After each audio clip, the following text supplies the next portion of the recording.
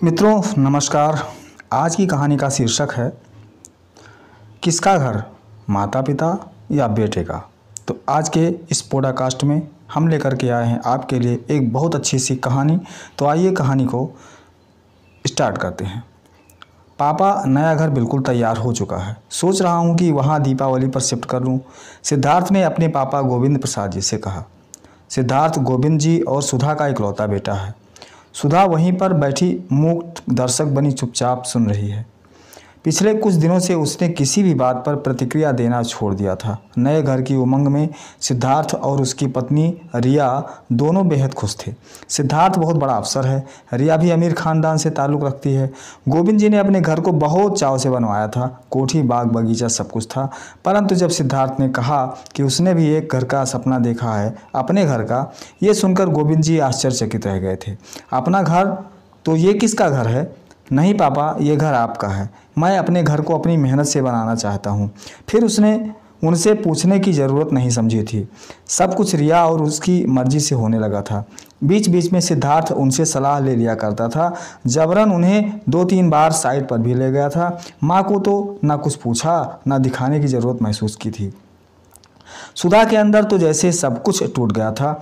जिस बेटे को उसने जान से भी ज़्यादा प्यार किया था, उसने एक तरह से उसका तिरस्कार कर दिया था। तिरस्कार बोलकर ही नहीं, चुप रहकर भी किया जा सकता है। सुधा महसूस कर सकती थी, रिया ने बहू के रूप में कभी उन्हें कोई तकलीफ़ नहीं दी थी। अमीर घर की बेटी होने के बावजूद उसका व्यवहार बेहद संस्कारी और संयमित था। 5 साल का गोलू और रिया घर की रौनक थे। सुधा ने कभी भी रिया के साथ बुरा बर्ताव नहीं किया था। गोलू में तो सुधा की जान बसती थी, पर सुधा बेटे के व्यवहार से बहुत आहत हो गई थी। कभी कभी गोविंद जी से अकेले में बात करते हुए पूछती कि ये मुझे किन पापों का फल मिला।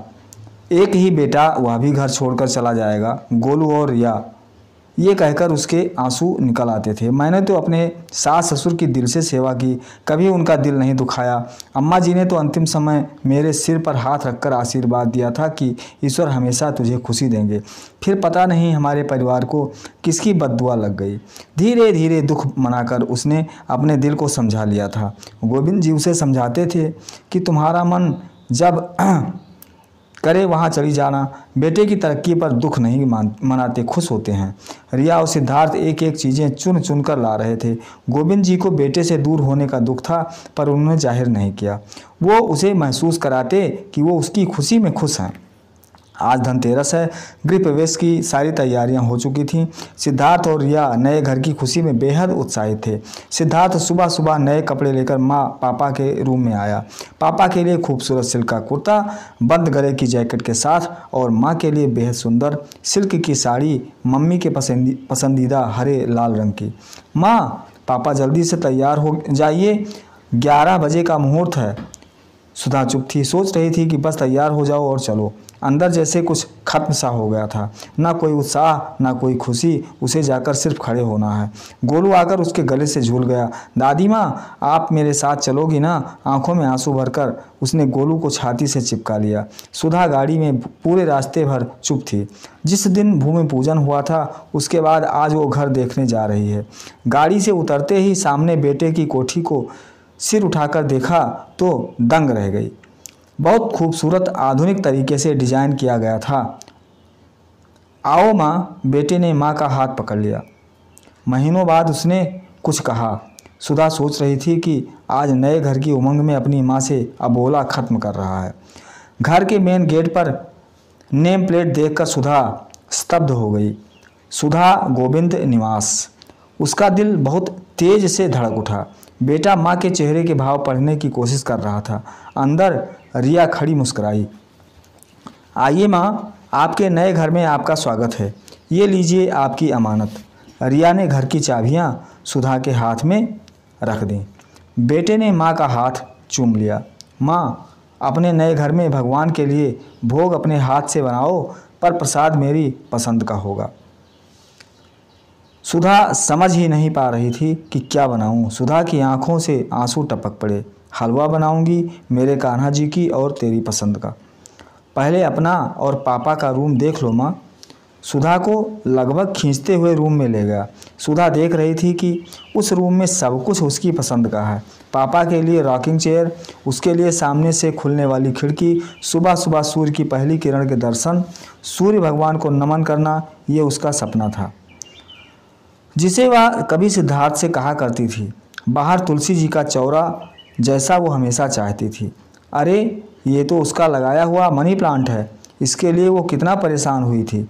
माली ने उसे उखाड़कर गुलदाउदी लगा दिया था तो उसने माली को कितना डांटा था। तो मेरे बच्चे को सब कुछ याद था। उसका मन पुलकित हो उठा। कमरे की एक एक चीज़ को छूकर देख रही थी। माँ, आपने क्या सोचा था? आपका राजा बेटा आपके बिना खुश रहेगा? रिया मुस्कुराती हुई कह उठी, माँ, आपका बेटा तो मेरे गोलू से भी छोटा है। माँ, सिद्धार्थ ने सुधा को बाहों में समेट लिया।